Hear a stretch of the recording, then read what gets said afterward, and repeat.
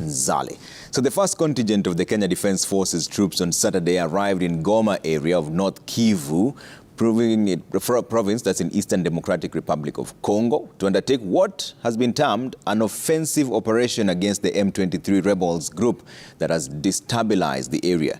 So Chief of Defence Forces Robert Kibochi flagged off the troops, calling on the men and women in uniform to represent the country in a professional manner, even as they seek to neutralize the enemy. Hassan Mugambi traveled with the troops to Goma and files this following report. Chief of Defence Forces General Robert Kibochi Saturday flagged off Kenya Defence Forces troops to join their counterparts drawn from the East Africa region under the EAC regional forces against M23 in Eastern Democratic Republic of Congo. Nyinyi ambao mnaondoka leo, nyinyi ndio kichwa cha mshale. Tunaelewana? Yes sir. Nyinyi ndio arrowhead.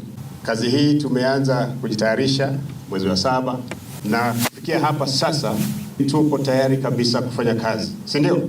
Kibochi is saying that it is not the first time for the country to send troops in an offensive operation, adding that they have done well before. Mali, tukaenda Chad, tukaenda upande wa Namibia, tukaenda Sierra Leone, tukaenda Yugoslavia, tukaenda East Timor. Na kwa hivyo tuko na ujuzi mwingi. Na mimi sina shaka ya kwamba mtafanya kazi vilivyo. In a single file, the soldiers got an encouraging handshake from the CDF as they boarded to head to the troubled region.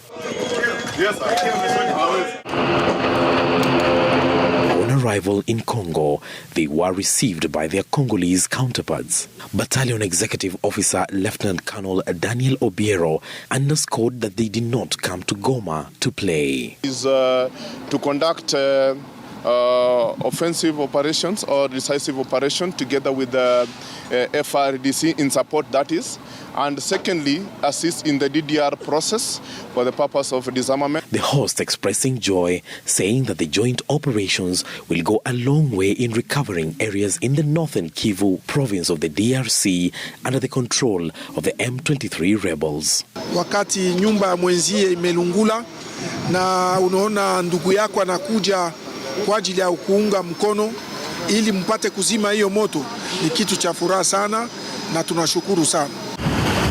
As the initial contingent takes position in the volatile area, a second cohort is expected to arrive Wednesday next week to complete the brigade that was trained for the 6 months deployment. Just this week, Kenya's parliament approved the deployment of over 900 troops to the DRC as part of the joint regional force. But the deployment will come at a cost to the Kenyan taxpayer.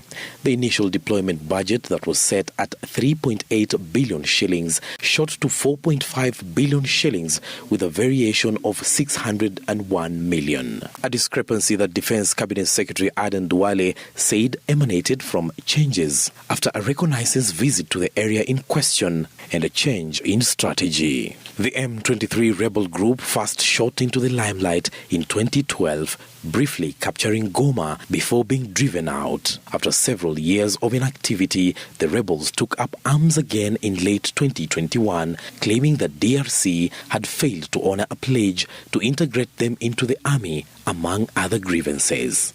The arrival of the Kenya Defence Forces troops here in Goma, DRC, is expected to come as a shot in the arm in the regional forces that are already continuing an operation against M23 rebels in DRC. Hassan Mugambi, Citizen TV. Well, back